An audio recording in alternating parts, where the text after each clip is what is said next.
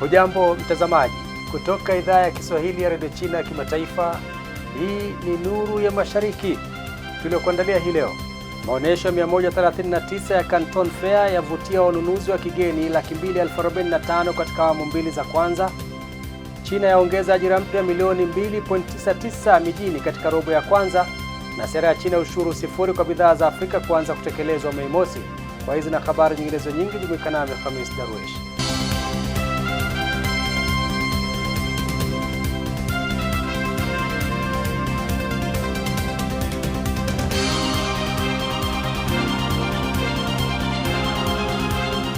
Ushirikiano kati ya Misri na China katika teknolojia ya kilimo na utalii wa kisasa unaendelea kuimarika kadri ushirikiano wao chini ya mpango wa kanda mmoja na njia moja unavyozidi kukua.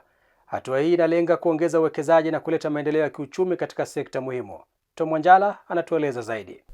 Naibu gavana wa mkoa wa Beheira nchini Misri, Shadi Yehia Abdel Azim El Mashad, amesema kuwa ushirikiano kati ya nchi hizo mbili umeimarika hasa katika sekta ya kilimo cha kisasa, huku mkoa wake ukitafuta kuvutia uwekezaji zaidi kutoka China.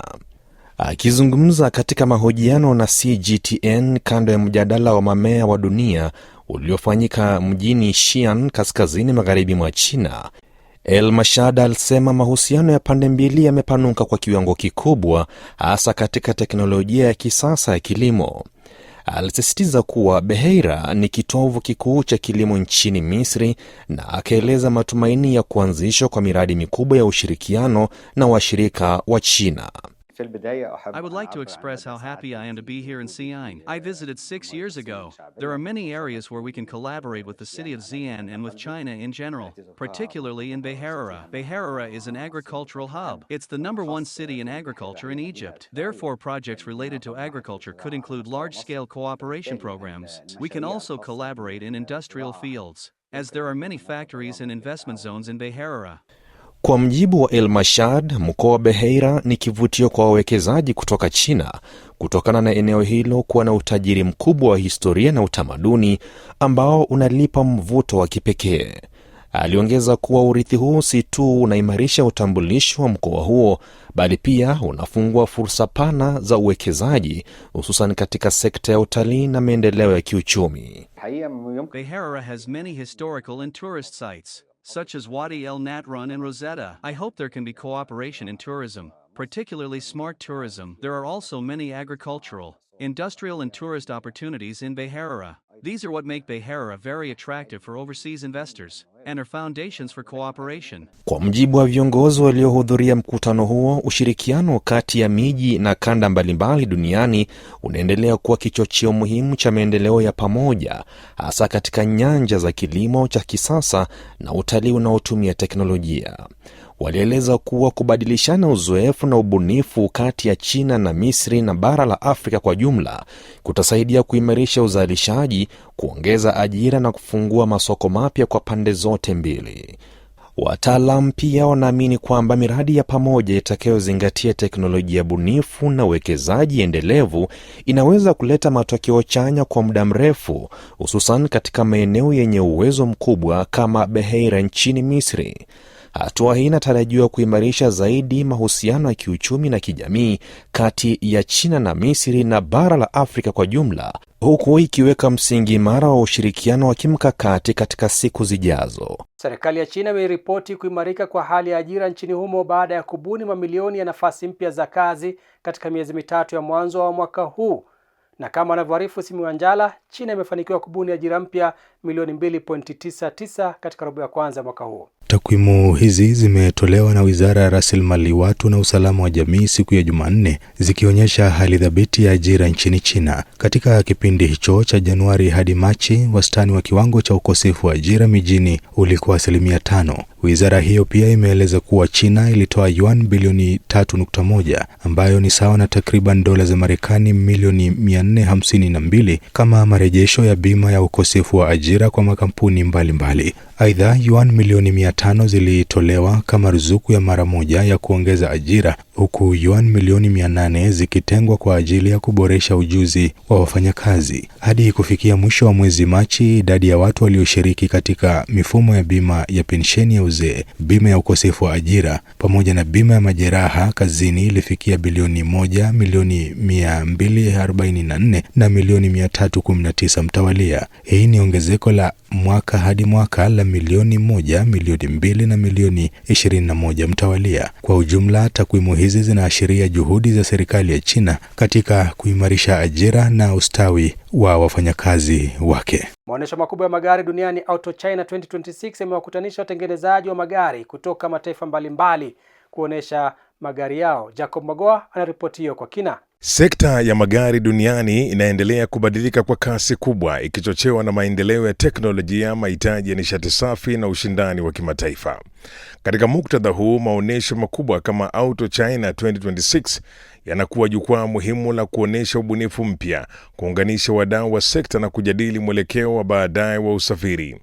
Kutoka magari ya umeme hadi mifumo ya uendeshaji wa kujitegemea, tasnia hii sasa inaelekea katika enzi ya akili na ufanisi zaidi, huku China ikiibuka kama kitovu kipya cha mageuzi hayo duniani. I'm a big fan of cars and this is the biggest motor show in the world, so I have to be here. I come from a country, Argentina, where Chinese cars have gone from being 2 to 3% of the market to being over 10% of the market in the span of 2 years. So, it's very important to know what's going on. Yakiwa na kauli mbiu ya mustakabali wa akili bandia, maonyesho haya yanaangazia magari ya kisasa yenye teknolojia ya hali ya juu, ikiwemo magari ya umeme yaliyoidhinishwa kuendesha kwa kiwango cha level 3 bila dereva kushika usukani au kuangalia barabara. I'm used to combustion cars. I love the smell, I love the sound, I love the feeling. But electric cars are very cool too. I'm overwhelmed with how many technologies there are and how many new concepts and innovative fields that are presented here.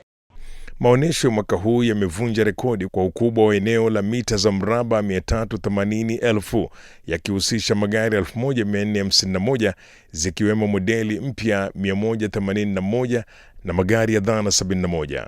Watazamaji na wataalam kutoka kote duniani wamefurika kushuhudia ubunifu huu. Makampuni makubwa yanaendelea kuimarisha uwepo wao China, huku yakiboresha teknolojia na mifumo ya uzalishaji ili kuendana na soko hilo linalokuwa kwa kasi. Wakati huo kampuni za China zinaibuka kama vinara wa teknolojia za uendeshaji wa magari, zikieneza ubunifu wao katika masoko ya Ulaya na Mashariki ya Kati. Awamu mbili za kwanza za maonyesho 139 ya uagizaji na uuzaji wa China maarufu kama Canton Fair zimevutia wanunuzi wa nje 245,000 kutoka nchi mbalimbali.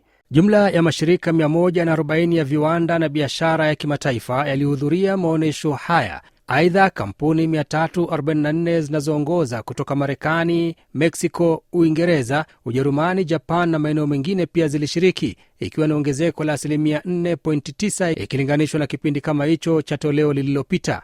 Maonyesho ya mwaka huu yanafanyika kwa awamu 3 za ana kwa ana mjini Guangzhou katika mkoa wa Guangdong kusini mwa China na yanaendelea hadi Mei 5. Awamu ya pili iliyofanyika kuanzia Aprili 23 hadi 27 inalenga maisha bora ya nyumbani, ikijumuisha vifaa vya ujenzi, samani, bidhaa za nyumbani, zawadi na mapambo. Maonyesho hayo yaliangazia sekta ya vifaa vya nyumbani vya China, yakionyesha nyenzo za kisasa, mbinu za hali ya juu za utengenezaji na dhana bunifu za muundo wa siku zijazo.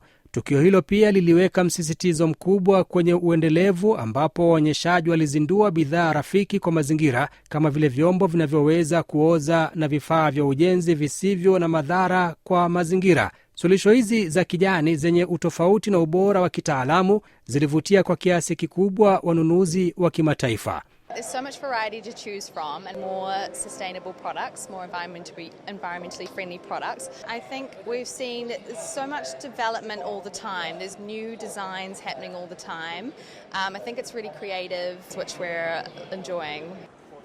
I think you are doing a very good job in producing cutting-edge new products, new technology, new ideas. I can say that definitely anyone who wants to start, they would have to start with the Canton Fair Sera ya China ya ushuru sifuri kwa bidhaa za Afrika itaanza kutekelezwa kuanzia Mei Mosi.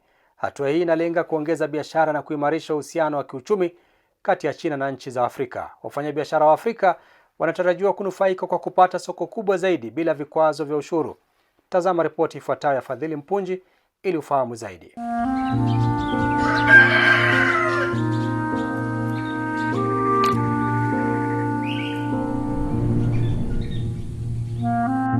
Hii ni zawadi ya kiasili. Yanayovunwa hapa yatapelekwa wapi? Kuanzia mwezi Mei, China itatekeleza sera ya ushuru sifuri kwa nchi za Afrika. Lakini je, hii inamaanisha nini? Inamaanisha bidhaa nyingi zaidi za Afrika zitaingia kwenye soko la China. Wafanyakazi wa Afrika pia watapata kipato cha juu zaidi. 这个巧克力看着真不错。 Sera hiyo italeta oda nyingi zaidi kwa Afrika na kutoa nafasi nyingi za ajira.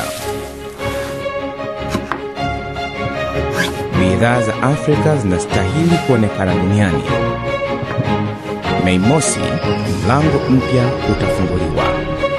Habari Afrika, tusonge mbele kwa pamoja. Sasa hawana haja ya kusubiri. Eneo la Beijing, Tianjin, Hebei, kaskazini mwa China linaendelea kupiga hatua kubwa katika uratibu wa maendeleo kwa lengo la kujenga kituo cha kimataifa cha uvumbuzi wa sayansi na teknolojia. Zakia Pong anatufahamisha mengi zaidi kwenye sehemu yetu Ifahamu China.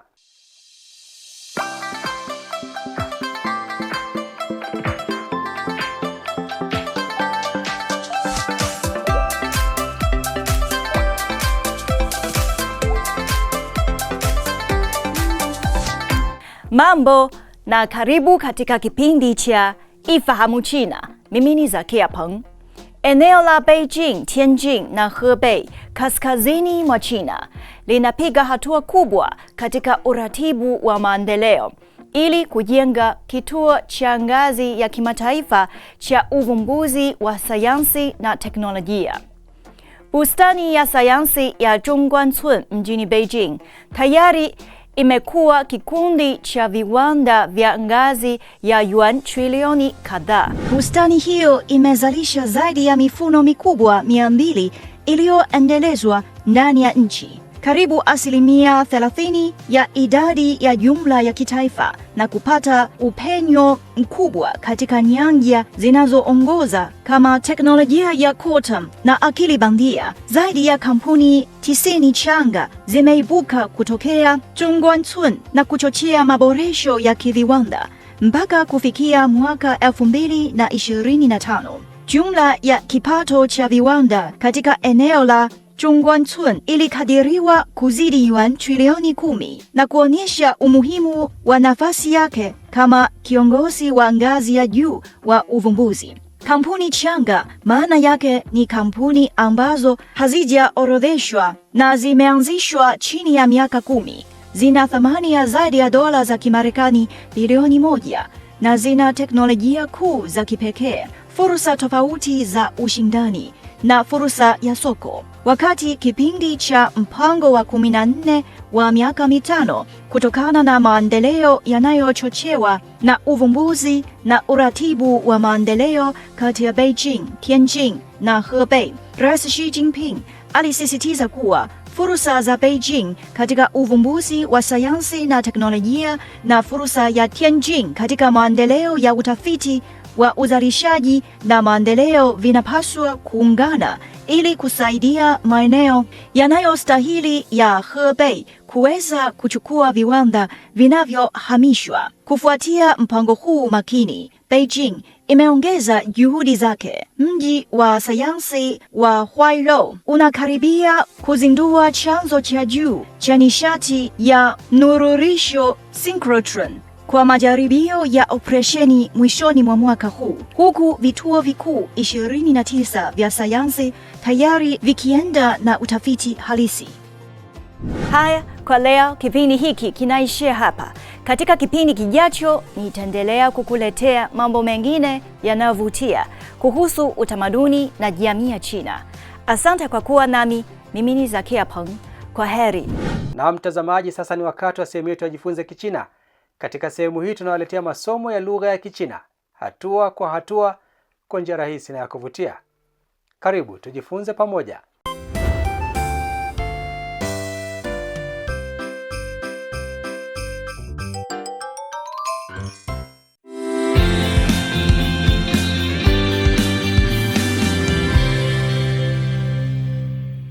Mambo, karibu katika darasa la Kichina la YCT.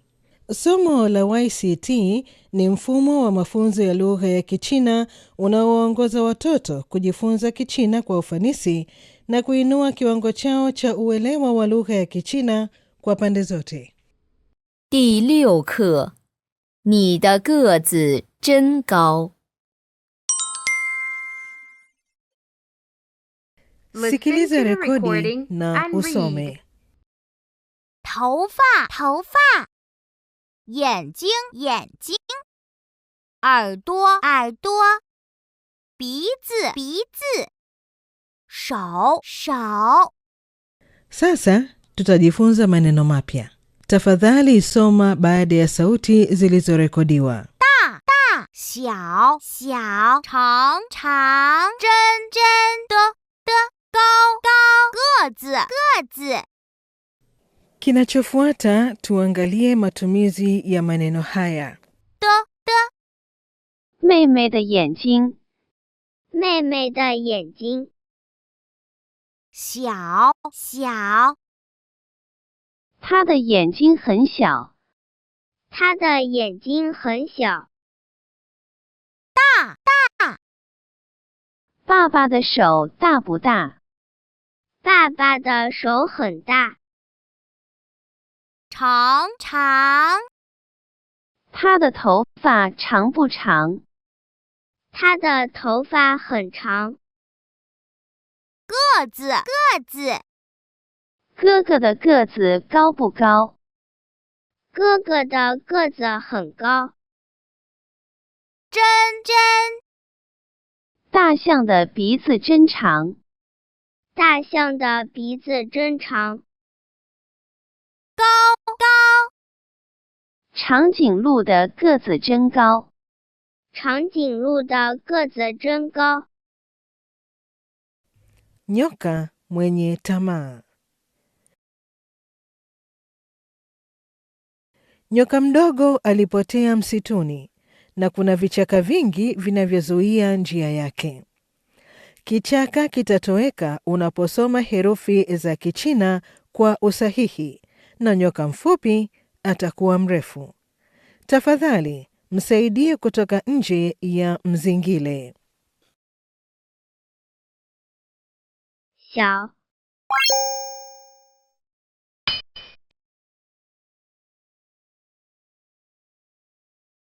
高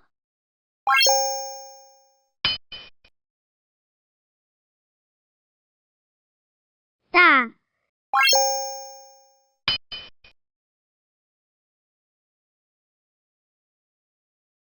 真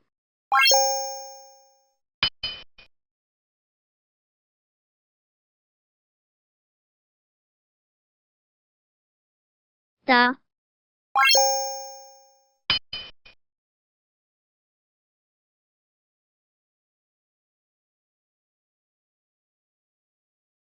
个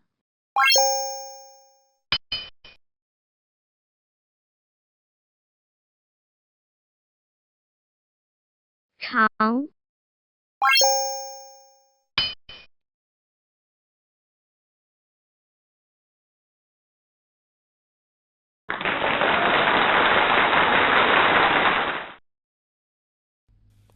Bahatisha. Bahatisha ni sehemu gani ya mnyama huyu na utaje jina la mnyama. 这是什么？ 鼻子 大象的鼻子。 大象的鼻子这是什么？耳朵。